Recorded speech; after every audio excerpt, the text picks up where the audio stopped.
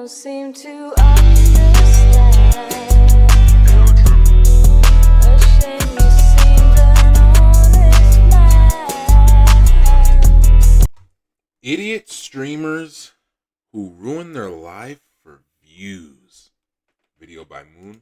From streamers gambling their life savings away to deliberately shitting themselves on stream and crashing their cars for views. These are the people really defecating their own trousers on stream? No, that's crazy. life savings away to deliberately shitting themselves on stream and crashing their cars for views. These are the idiotic streamers who ruin their lives for views, beginning with Zillian OP. What's that one on the butt?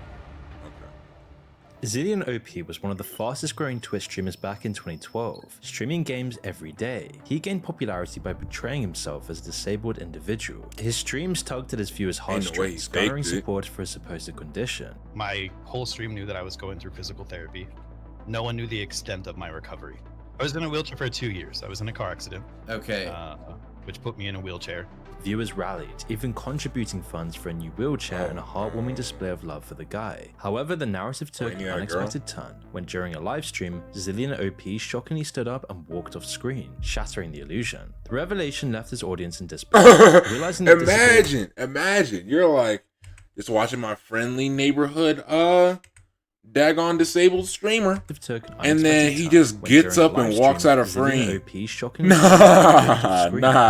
the illusion. The revelation left his audience in disbelief, realizing the disability they had empathized with was a charade. Following the exposure, Zillian OP disappeared from the internet. His Twitch account was removed, and while many called him out, more people just saw this as an absolute joke. These things happen, guys. Sometimes you forget to be disabled. It happens to the best of us. Although he would come back a few years later to admit the deception. And I think I should have been open about the recovery from day one. My wheelchair is part of my stream, and it's something where people see me do wheelies and something people see me stuck in.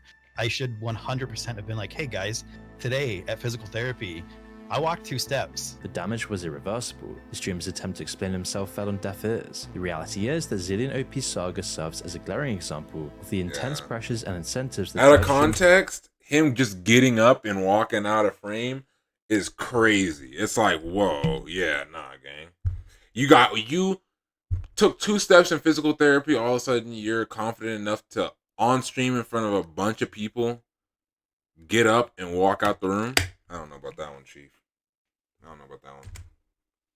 To push the boundaries of sanity for views. In his case, the idea of an ever-growing audience that loved him because he was in a wheelchair meant he had to keep that persona on. He felt his online persona was identified by his disability, and so he pretty much it was to need something millions of which they can escape from, all for a couple of views. This demand for attention by creating illusions for content becomes a dangerous cycle and says a lot about humanity. But that was nothing compared to the next person on our list. You see, as streamers witness the success of their peers and capturing viral moments, they feel compelled to outdo one another. This race for the craziest stunts can inadvertently lead to the normalization of extreme behavior. What is this grown man? Why is this grown man tweaking out in his 1-bedroom apartment, bro? Why? Look at this. This is a grown man right here. The normalization of extreme. This is the man that's apparently or supposedly graduated high school. You know? And then went out into the world, started streaming, and then started doing this. Like, are we for real? Behavior.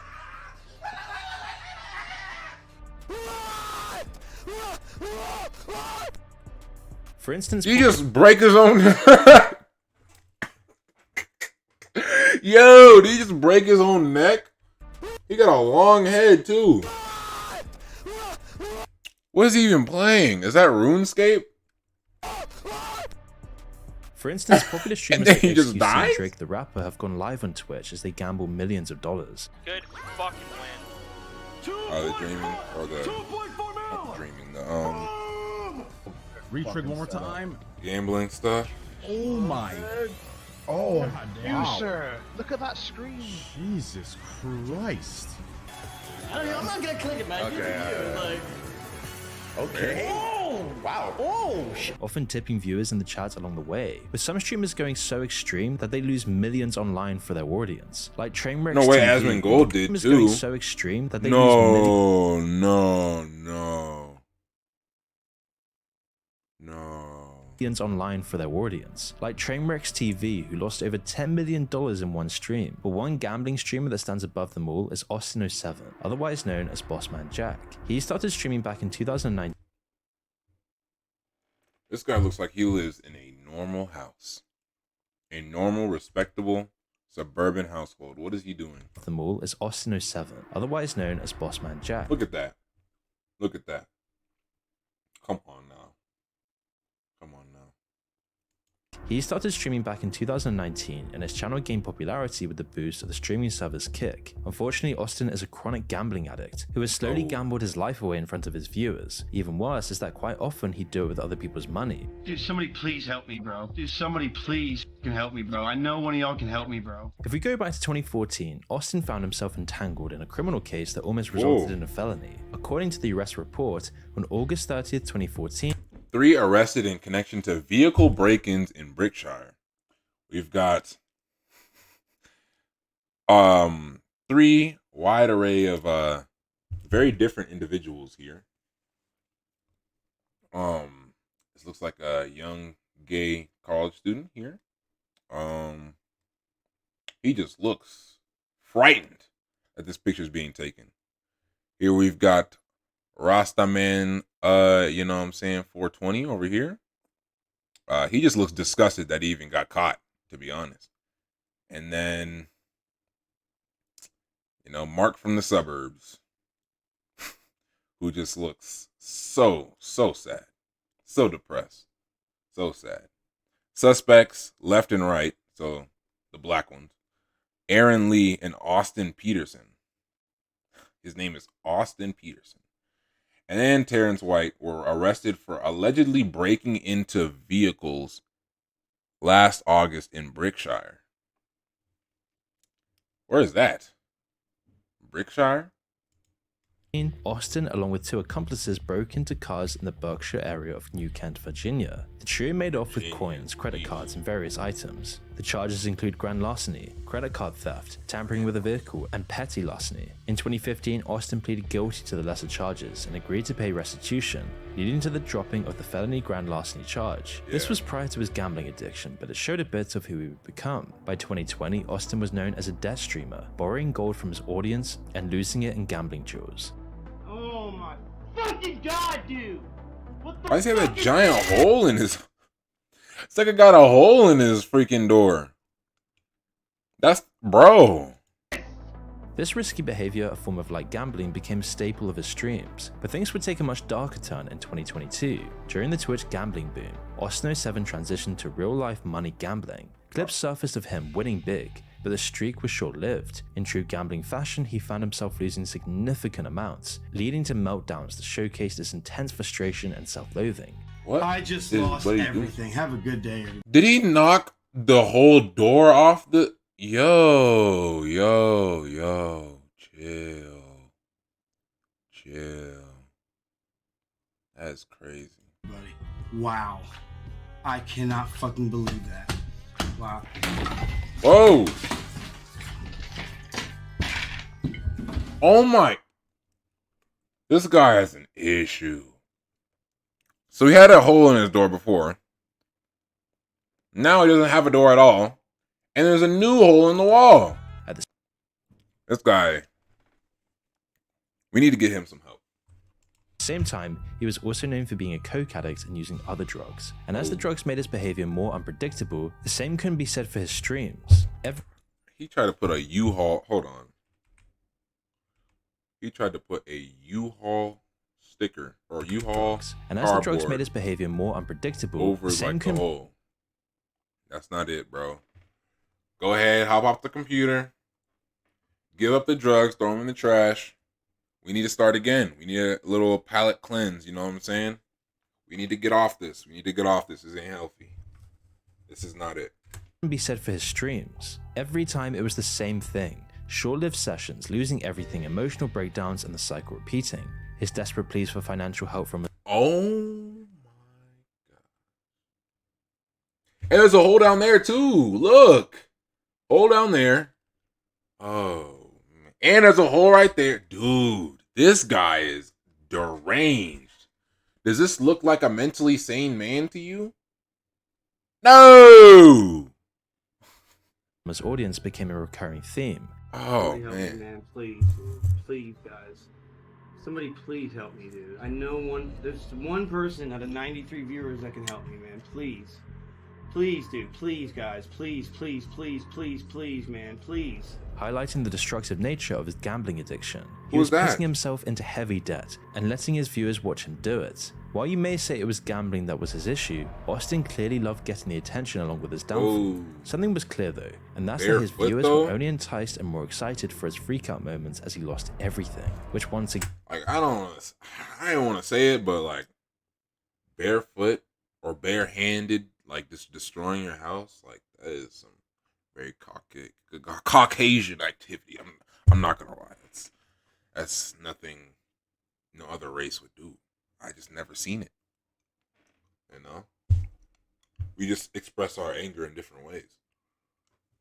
There's a very Mount Caucasus activity. You know. again points to what people would do for views, but also reveals a greater Bro.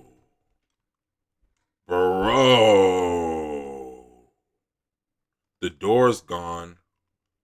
And there's just like this giant, Nah, bro, that's not it. problem. The spotlight shifts to the audience appetite for the sensational and the tragic. Austin's viewers were not just passive observers, they actively participated in the cycle. You ever seen a door close Austin's that viewers fast? were not just passive observers, they actively participated in the cycle of his highs and lows. The more he struggled, the more attention he received, creating a perverse incentive for the streamer and his destructive behavior, which casted a shadow on a much broader issue with online content consumption. It raises ethical concerns about the glorification of personal struggles and the intersection of entertainment with genuine human suffering. The fact that viewers find excitement and entertainment in someone's lowest moments reflects a very dystopian part of internet culture. But before we continue, I want to tell you about You get your bag, bro. You get your bag, bro. It does beg the question, how did the top streamers manage this whole thing? For example, people like Pokimane, who's one of the biggest streamers on the site and has one of the most squeaky clean images. She seems to have Squeaky clean? Okay. Yeah, Moon don't know about her. managed the streaming business perfectly, so much so that recently she created her own snack company, Mina, which initially appeared as a promising way for her to monetize the audience. Her midnight mini cookies, marketed as a healthier snack option, marked her entry into a new commercial territory. Following the success of Prime, Feastables, and all the other influencer products, it seemed like the perfect Yeah, it seemed like the only... Before Mr. Beast, it seemed like the only, like, you know, products that would actually be successful on YouTube from, like, YouTubers was, like makeup stuff. Because it was Mr. Beast, it was all the makeup stuff, and then she would be able Mr. to Beast, then, you know, Prime came out, and then we were like, okay, so people just can just release their own stuff and be successful. All right, you got it. Her midnight mini cookies, marketed as a healthier snack. Because, you know, like, the t-shirts, anybody can launch a t-shirt brand. That's easy. T-shirts, hoodies, jackets, and, like, other little trinkets, like, that's easy. But a food brand, that's a different level of difficulty, you know? Option marked her entry into a new commercial territory. Following the success of Prime, Feastables, and all the other influencer products, it seemed like the perfect match for her, as she would be able to extend her influence beyond gaming and lifestyle content. However, as soon as Mina was launched, it quickly spiraled into controversy. The cookies, priced at $28 for 4 packs, faced immediate criticism for their high cost and questionable health claims, particularly regarding the added vitamin D, as the whole situation around her business echoed the deceptive practices often seen in the streaming world. Now this is where I get a little bit upset. I'm going to be honest with you. 3 micrograms of vitamin D, and then using 3 micrograms to say you have vitamin D in your branding. So 3 micrograms of vitamin D is not a lot of vitamin D. So that's 120 IUs of vitamin D. The average adult needs about 600 IUs of vitamin D a day to maintain their balance. This is dietary allowance. This is not going out in the sun. This is a basis of information that has led to most of the population being insufficient in vitamin D. I have no idea what he just said. The reality behind the screen can be at odds with the public persona, but this sort of criticism about pricing is always going to be there. However, the backlash would receive a fever pitch when Pokimane responded to the criticism on social media. In a series of completely idiotic and moronic tweets, she defended the pricing of her cookies, suggesting that the product was aimed at a specific marketing segment and implied that those who found it expensive were not the target audience, seemingly alienating those who just couldn't afford their own products. That's messed up. People are like, oh my god, $28 for cookies? It's 4 bags. That's $7 a bag. I know. $7 for a cookie bag? Nah, gang. For a little bag of like mini cookies, like little small bite-sized cookies, from the way, let me see how big the bags are. Let me see how big the bags are, bro.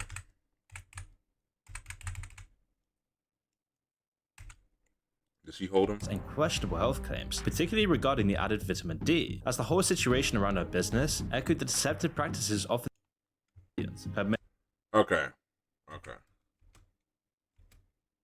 Hold on. She created her own snack company. So $7, which initially right? appeared as a This should not be $7. I'm gonna be honest. What is there? Is there seriously? No, it can't literally be 8 cookies in there. That's just that would be horrible. But this, because obviously we know how these food companies work. This is not filled up to the brim. If it was filled up to the brim, literally you opened it and like a cookie fell out, then yeah, maybe it'd be worth that much. But let's be honest. Let's be real with ourselves. The cookies don't start until all about here. And then there's the cookies. Cookies are all the way down here. The cookies are not filled up to here. If the cookies were legitimately filled up to all the way up to here, then I'd be like, okay, I can understand. But no, bro. Just because you have a big bag does not mean you're going to get a big bag, you know? That's kind of nasty, I'm not going to lie. And calling your fans broke is wild. fan base who felt that she was being you get insensitive money to from different them. economic realities. Quickly, people like Moist Critical would make videos on her, which gained over 4 million views in 24 hours. Yikes. Many of her own fans expressed disappointment and frustration about this whole situation, feeling that her condescending, tone-deaf response was indicative of a growing gap between her and her audience, the rich and the poor. And this sentiment was echoed across all social media platforms, once again highlighting how detached these influencers are from reality, showing that these people don't see their viewers as actual people, but Yeah, obviously. Do you think Pokimane actually has like a female audience? Like, I feel like a lot of women don't have female audiences. And this is like, this might be indicative of it, you know?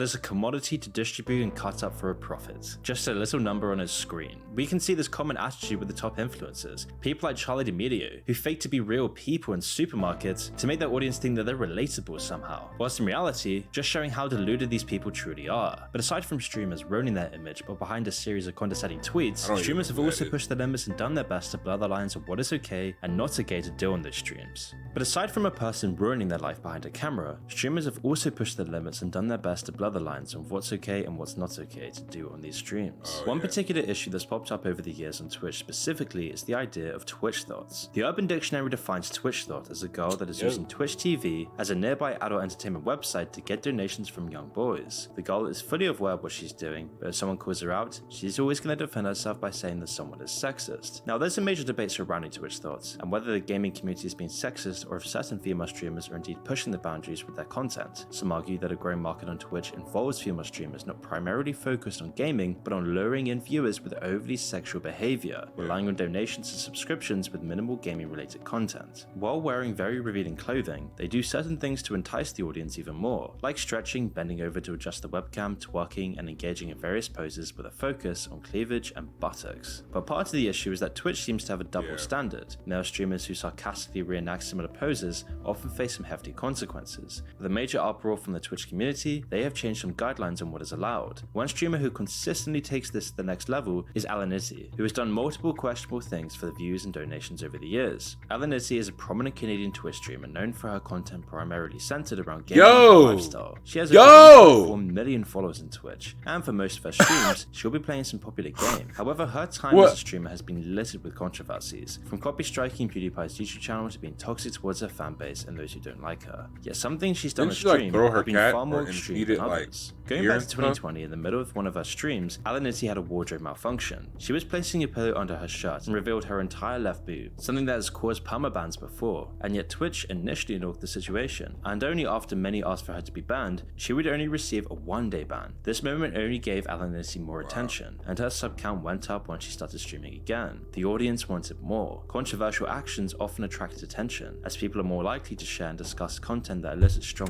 Y'all saw Mordecai went on Twitch? Bro, literally no clothes on.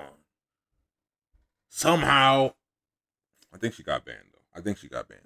I hope she got banned, because there's no way. There's no way you get away with that, bro. The image is crazy. The image is crazy. The image, I don't even know if I could put it up on the video, but the image is crazy, bro. Emotions. Other things she's done on stream aside from her overly sexualized behaviors is abuse her cats repeatedly on stream. See, Alanizzi thought it would be funny to give her cat vodka in front of her audience so they could see the cat's reaction. Perhaps it was ignorance, but cats can't really tolerate ingesting alcohol and can easily be poisoned by it. This was one of multiple occasions where she would abuse her cat on stream. She always thought it was funny and that her audience would love it. Though after some backlash, we don't see cats in her room in her streams anymore. But one thing this made clear is that she would do anything to get more views. As just a few months ago, she was banned again for twerking on stream. And this degenerate behavior is how she grabs her audience attention. Her entire job is based on being a complete degenerate piece of filth. But at least the audience in this case has the decision to watch it, something this next streamer doesn't do. And her name is Bad Bunny. You see, these streamers will go to extremes just to get more views. And it's about more than just people watching. For some, it's really about feeling like you got a really Minecraft square block head. Like, look at this like formation here. Boom, boom, boom, boom, boom, boom, boom, boom, boom, boom, boom, boom, boom, boom. Like, bro, that's kind of crazy. Something, as they feel their value lies behind those. And that's kind of, makeup is a crazy product, bro. Look at this. 23-year-old young woman. My bad. Look at this right here. Okay. Look at this right here. Hold on.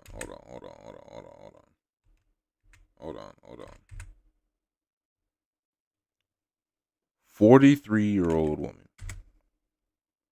Unpause. Thing, as they feel their 23-year-old woman. Like, that's kind of crazy. That's kind of crazy. value lies behind those who watch them, and so they will do anything, even evil things, just to get more views. But more often than not, the issue is usually greed. Likes, subscribers, and views come with a natural value, and the behaviors of certain streamers who resort to extreme tactics always want to boost their viewership so that they can get more donations, sponsors, ad revenue, and anything to drop a couple more pennies in their pockets. And Bad Bunny did this to the extreme. Now, Bad Bunny has done many things that have gotten her in trouble over the years. She started her Twitch career dressing provocatively on stream to grow her audience, and was temporarily banned for mistakenly exposing herself at one point. But she's also slowly turned into an extreme leftist streamer who ran a political talk show with the hopes of trying to start her own version of the Ben Shapiro show on the other side of the political spectrum. Her typical stream is breaking down political situations, and because of her extreme stances on certain issues, she's been banned on Twitch again for saying some deemed hateful things. On the surface, Bad Bunny is just standing up for what she believes in. Bro, how are you on a social media site spouting leftist beliefs and then still get banned? How'd that even make sense? And if you take a look at her socials and most of her streams, she's been a major advocate for anything that gives her virtue signaling points. Black Lives Matter, LGBTQ stuff, anything. The list goes on. And while she did manage to grab a solid audience from doing this, she was very frustrated that none of them was subbing to her channel or making any donations. Please give me fucking money. Like, I get that people have financial issues, but like, I don't believe that half of my fucking viewership is all suffering from crippling financial issues while also having hours upon hours every single day of time that they can spend watching Twitch. Wow.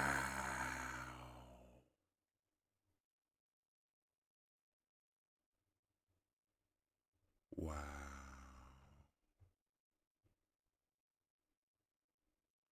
And look at the chat trying to justify why they're broke. I had to buy something and lend money to my family. I am dead ass broke. Yo. In fact, Bad Bunny straight up called her audience poor and even banned one of her viewers who called her out on her verbal abuse and expectations. How did my whole speech about how I need subs and to keep the stream going if you like the content, blah, blah, blah, how that results in 0 subs? There are regulars here. $5 a month. Oh, I seen this clip. How do you have hours of time to watch me and not $5? I don't know. What are you doing with your life where you have hours of time to watch Twitch and not $5 to provide for the content that you're watching? Because it's like people just really really don't respect me as a content creator. So much for being left-wing. I The don't. situation then caught wind and escalated with That's YouTubers like horrible. Moist Critical exposing Bad Bunny's greedy tactics as she was given the title the greediest streamer on Twitch, an ironic title for an extreme leftist political talk show host. And after some digging, she was also dubbed the most hypocritical Twitch streamer because she wouldn't practice what she preached. Not only would she make homophobic comments in her private chats, she'd also use the N-word and call a gay black person gross. Even black people, if you found me a black bisexual man, I might throw up in my mouth. It's clear that she was only ever streaming as a way to make money off of her viewers and nothing else. She's not the only streamer to go on a rant and mock fans for being too poor to donate. Because I'm not asking you for a large financial contribution. But a sub is $5. And it doesn't matter how broke you are, if you have time to watch Twitch, you have $10, truly. If you don't have $10, you probably don't have time to watch Twitch because you should be working. You should be trying to earn money. It's not a ton. It's not like a ton of money. So being like, I'm broke, I can't afford to sub, that doesn't really track. What you mean to say is, I'm so irresponsible with my money, I can't support the entertainment that I enjoy. When I could never have those words exit my mouth. Like, I would just never think of something like that. Like, the goal is wild. When platforms like Twitch and YouTube were created, there was no focus on making money. It was only after a couple of years of the platforms thriving that they opened their doors for the creators to make money, which is why there's so much nostalgia for those who watched streamers when it first took off. They were being genuine, they weren't worried about how much money they would make from the video, because there was no money to be made. It wasn't a job, it was a hobby, and the people genuinely loved it. But now, about 75% of kids under age 18 all want to become professional streamers or YouTubers. Their primary motivation for this is that they see how much streamers make and they want a slice of the pie. And this emphasis on monetization has overshadowed the original ideas of platforms like Twitch, which was to provide entertaining and engaging content. The streamers driven by an opportunity of wealth and attention has led to the degeneration of the streaming experience. Whilst we've seen streamers ruin their life on the stream already, something else we see now is how the audience love to feast on people in the lowest points of their life. Like Fousey, who literally lost his mind and got himself arrested on stream. Now, Fousey's journey on YouTube has had a lot of ups and downs. He first found fame making prank videos on YouTube, but as the prank period of YouTube came to an end, Fousey eventually found himself broke and struggling to adapt. He started making less money and getting way less views, a situation he didn't know how to deal with. By 2015, Fousey turned to vlogs and motivational videos and started his own streaming channel on Twitch. An average 100,000 views per YouTube video, he was still unsatisfied, and he couldn't afford his exorbitant lifestyle. According to Fousey himself, he went from having $200,000 a month to less than $10,000 a month, which is still a lot of money, but for someone like Fousey, this wasn't enough. And with this, his mental health was steadily declining, and he started to have unpredictable outbursts on stream. Then in July 2018... Yo! Imagine if you were in the passenger seat of this car. This car, dude. Bro's driving, speeds up, and starts making this face. You're cooked. You're cooked. That is the end. That is the end of your story.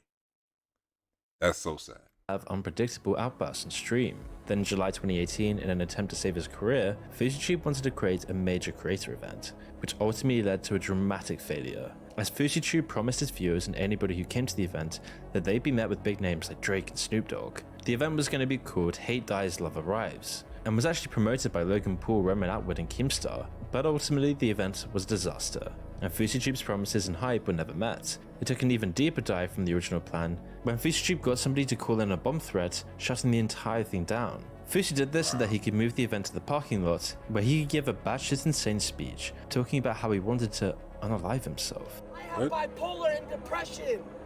That what you put into my head made me want to kill myself.